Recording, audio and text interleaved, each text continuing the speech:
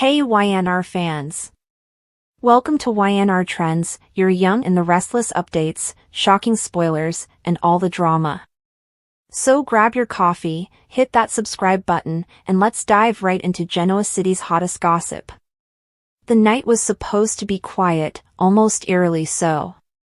The Abbott estate, usually buzzing with family chatter, business calls, or lingering arguments, had settled into a rare moment of calm. But calm in Genoa City never lasts long, and Holden Abbott knew that better than anyone. He had returned to town just days earlier, sensing a shift in the air, a creeping tension that clung to every corner of the city. Tonight, however, he wasn't expecting to find himself walking into the middle of a nightmare. The moonlight filtered through the tall windows as Holden pushed open the back doors leading to the patio. The crisp autumn air brushed against his skin, carrying with it the faint scent of the pool water mixed with garden roses. He wasn't sure what had pulled him outside, maybe instinct, maybe restlessness. But as soon as his eyes adjusted, his heart plummeted. There, sprawled across the cold stone near the pool's edge, was Claire Newman, her blonde hair tangled, her dress stained in a horrifying crimson. A pool of blood had spread around her body, glistening under the silver glow of the night sky. "Claire!" Holden's voice cracked as he rushed forward, his footsteps echoing across the patio. Dropping to his knees, he pressed a trembling hand against her shoulder, desperate for any sign of movement. "Claire, stay with me, come on, open your eyes." His mind raced, every memory of her flashing in an instant, her laughter, her stubborn determination, her way of always trying to prove herself in this family that never fully accepted her. None of that could end here, not like this. Her pulse was faint, but it was there. Relief washed through him like a tidal wave, but it was quickly replaced by the grim reality: someone had done this to her. This wasn't an accident. The jagged wound along her side, the smear of blood trailing toward the water, the torn fabric, it all screamed violence. Holden's jaw tightened. Whoever had attacked Claire was still out there, and the thought made his chest burn with rage. He reached for his phone with shaking hands, dialing for help. As he spoke to the dispatcher, his eyes scanned the shadows. He couldn't shake the sense that someone was watching him, lurking just beyond the hedge. His voice broke as he begged for paramedics, his other hand clutching Claire's limp fingers, whispering promises she might not even hear. "You're not leaving me, Claire. You're stronger than this. Just hold on. Please." The minutes dragged like hours until sirens wailed in the distance. Holden refused to move even as the paramedics hurried to his side, pushing him away to assess her injuries. He stumbled back, his hands stained with her blood, his chest heaving. His world blurred as their voices overlapped, urgent, clinical, but hopeful. She had a chance, but it would be close. As they lifted Claire onto the stretcher, Holden's eyes flickered again toward the darkness beyond the pool. For just a split second, he swore he saw movement, a figure slipping away, tall, cloaked in shadow, almost daring him to give chase. His fists clenched, every instinct screaming at him to run after the attacker, to rip away the mask of whoever had tried to end Claire's life.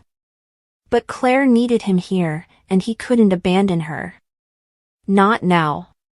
He followed the ambulance to Memorial Hospital, his mind a whirlwind of anger, fear, and determination. He replayed the scene over and over, cataloging every detail: the angle of the wound, the trail of blood, the shadowed figure. This wasn't random. Someone had planned this, and someone had wanted Claire silenced. But why? And who in Genoa City would go this far? The list of enemies was long, but the viciousness of the attack pointed to something more personal. As the doors swung open in the ER, Holden's stomach twisted. He hated hospitals, the sterile smell, the harsh lighting, but tonight it felt like the center of his universe. Nurses rushed Claire away, and he was left standing alone, covered in her blood, haunted by the sound of her shallow breaths. He ran a hand through his hair, pacing, until the weight of the night nearly drove him to his knees. Claire wasn't just another Newman, she wasn't just someone he happened to stumble upon, she had become family, someone he needed to protect, and failing her wasn't an option. Just as his chest threatened to cave in, a voice pulled him back. Holden. He turned sharply, and there stood Victor Newman, his face a mixture of fury and worry, eyes sharp as daggers. It was clear he had already been informed. And if Victor Newman was involved, this attack wasn't going to be brushed aside as another random act of violence. No, this was about power, secrets, and retribution. Holden swallowed hard, his fists tightening at his sides.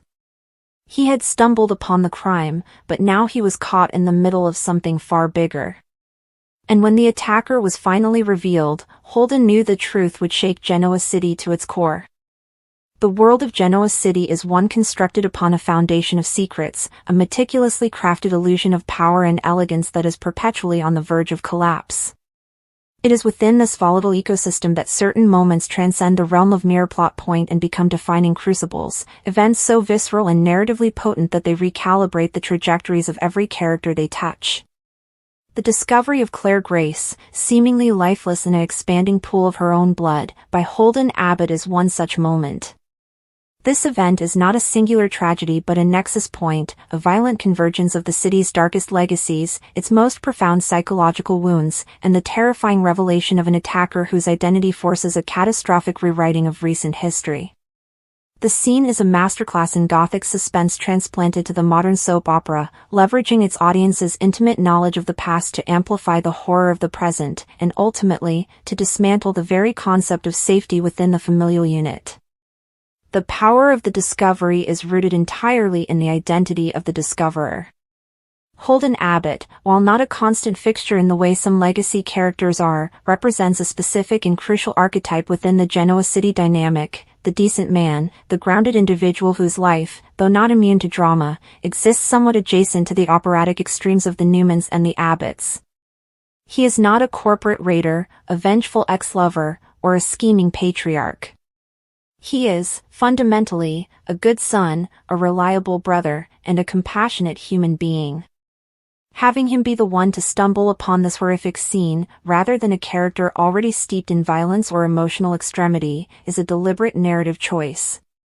It grounds the atrocity in a reality that the audience can immediately access.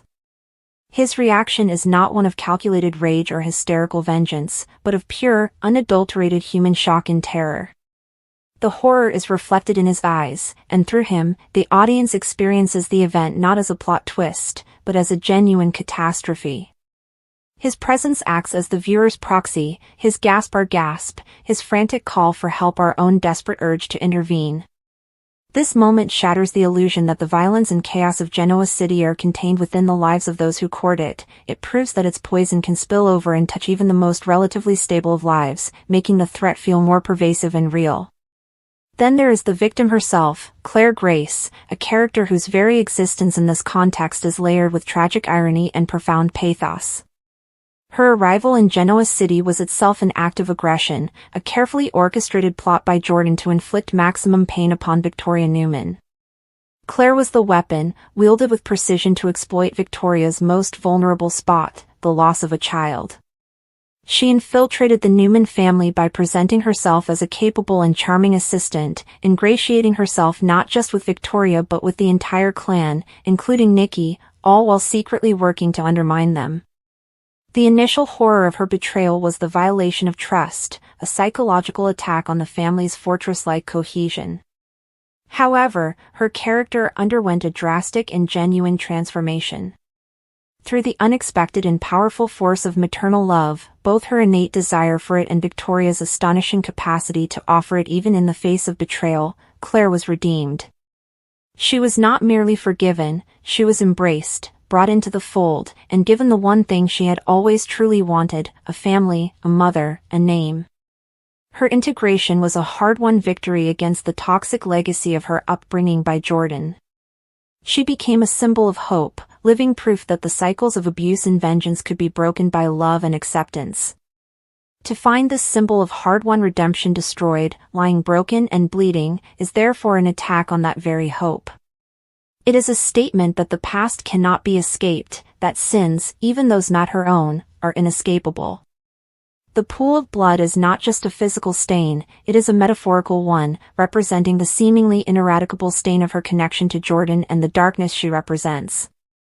The violence enacted upon her body feels like a violent negation of her redemption arc. It screams that her attempts to become a Newman, to be good, to be loved, were futile in the face of the ancient, relentless hatred that defines her origins.